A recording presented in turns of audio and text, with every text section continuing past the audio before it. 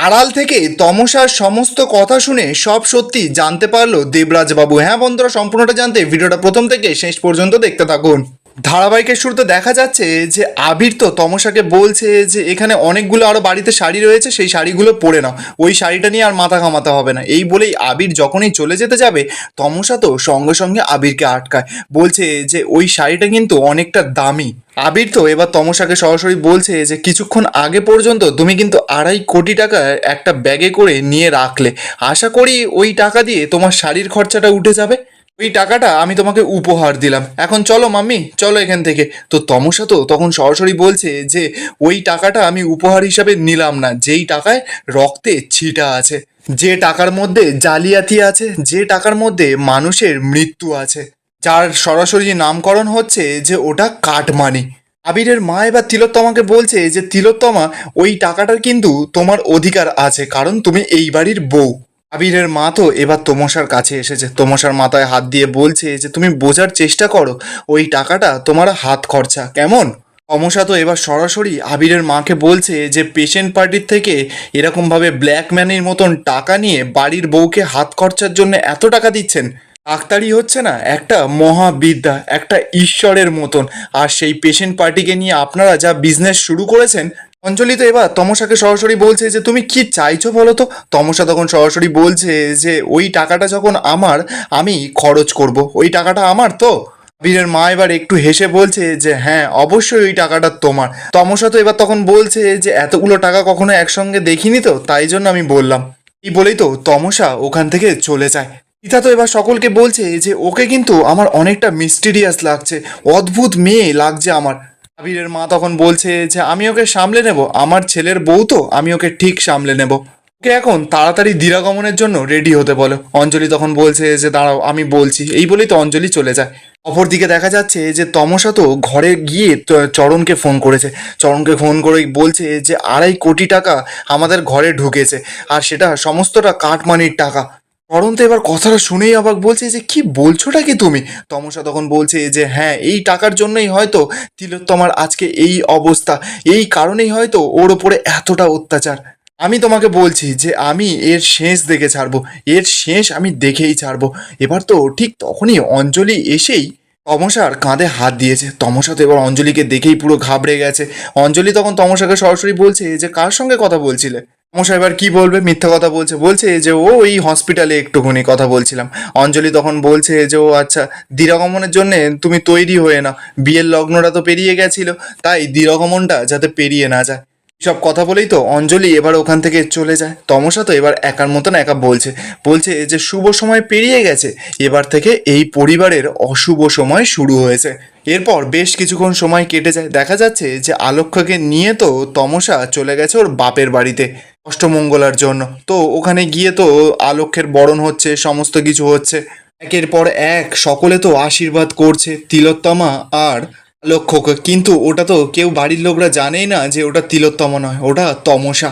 তিলোত্তমার বাবা থেকে শুরু করে ঠাম্মি সকলে তো তমসা আর আলক্ষ্যকে বরণ করে, আশীর্বাদ করে, সমস্ত কিছুর আচার আচরণ সব পালন করে। দিকে দেখা যাচ্ছে যে সমদত্তাও তো এসেছে, বাড়ির সকলে তো এবার সমদত্তাকে একটা সোফায় বসিয়েছে। এবার তিলোত্তমার বাড়ির লোকরা সমদত্তাকে বলছে যে আমি তো ভাবতেই পারিনি যে আপনি আসবেন এখানে। সোমদত্তা তো নির্লজ্জ, বলছে যে ওমা আমি কেন আসবো না, আমি তাহলে কি আসতাম না নাকি, বাড়ি থেকে তো একজনকে আসতেই হতো তাই না। আমি তখন সোমদত্তাকে বলছে যে হ্যাঁ মূলত ভাই বোনরাই আসে, কিন্তু এখানে খুড়শাশুড়ি এসেছে সেটাই একটু অবাক। সোমদত্তা তখন সরাসরি বলছে যে এলাম তার কারণ আমি একটাও সুযোগ ছাড়তে রাজি নই। তিলোত্তমার মা বাবা তো এবার অবাক, বলছে যে কিসের সুযোগ, আর আপনার কথা তো আমি কিছু বুঝতে পারলাম না। তিলোত্তমার বাবা তো বলছে যে কোন সুযোগের কথা বলছেন আপনি। রামদত্তা তো টেস্ট করতে এসেছে তিলোত্তমা নাকি ওটা, তো বলছে যে গান শুনতে এসেছে, কি তিলোত্তমা গান শোনাবে তো।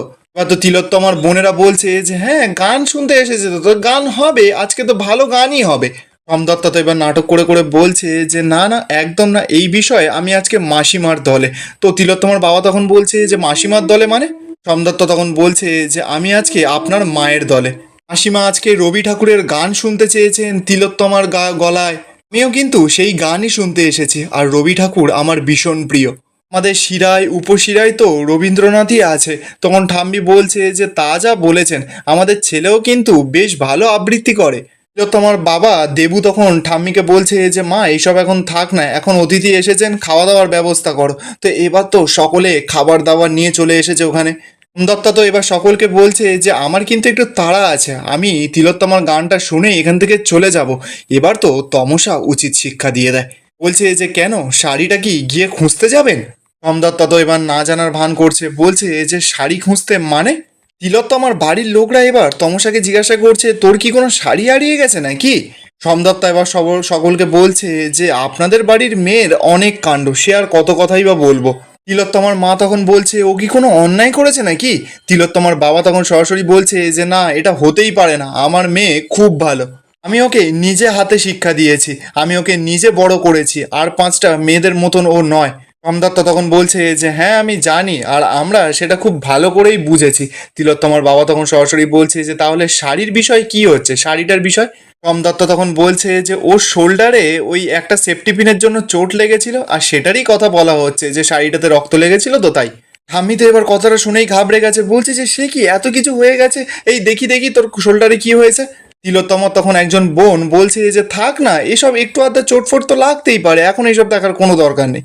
তিলোত্তমার তখন আর একজন বোন বলছে যে এইসব কথা এখন ছাড়ো, এখন তাহলে গানটা শুরু করা যাক। তিলোত্তমার বাবা তখন সরাসরি সকলকে বলছে যে আরে শুধু গান হলে হবে নাকি, তার সঙ্গে তো কফিও খেতে হবে। এই দেবজিৎ, যা না কফির ব্যবস্থাটা কর।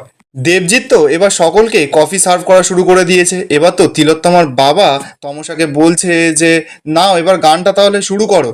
তমসা তো এবার চুপ করে আছে। সোমদত্তা তখন সকলকে বলছে যে আপনাদের মেয়ে শুনেছি খুব ভালো গান করে, বাগানে বৃষ্টিতে ভেজে বিয়ের রাতে বাড়ি ছেড়ে চলে যায়, লগ্ন পার হয়ে যাওয়ার পর আবার বাড়িতে ফিরে আসে, যে শাড়িতে রক্তের ছিটে লেগে আছে সেই শাড়িটা আচমকা গায়েবও হয়ে যায়।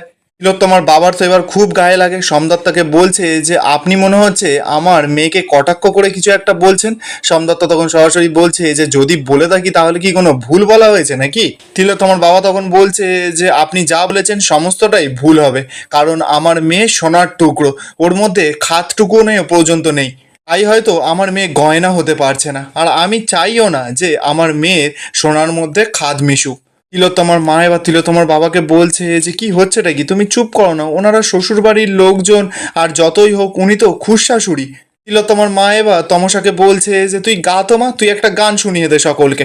তমসা তো এবার চমকে গেছে, কি বলবে, বলছে যে হ্যাঁ হ্যাঁ এই তো আমি শোনাচ্ছি। ঠাম্মি তখন বলছে যে গা না মা, সেই তুই গানটা রবি ঠাকুরের সুন্দর গান গা, সেই গানটা গা। আয়েশি তো এবার মনে মনে বলছে যে ও তো এই গানটা একদমই জানে না, ও তো গানই করতো না, ও তো নাচ করতো, ও তো শুধুমাত্র সারা জীবন ওই গুনগুনি করে গেছে ওই মমচিত্তে আর নীতি নিত্যেতে। তিলোত্তমার সকল বোনরা তো এদিকে তমসাকে জোর করছে, বলছে যে গান, আরে গানা, একটা গান গা। আর একজন বোন বলছে তুই আসরটা জমিয়ে দে তো, তুই দেখিয়ে দে তুই কেমন গান করিস। তিলোত্তমার মাও তখন তমসাকে বলছে যে গান আমা, অনেকদিন তোর গান শুনি না।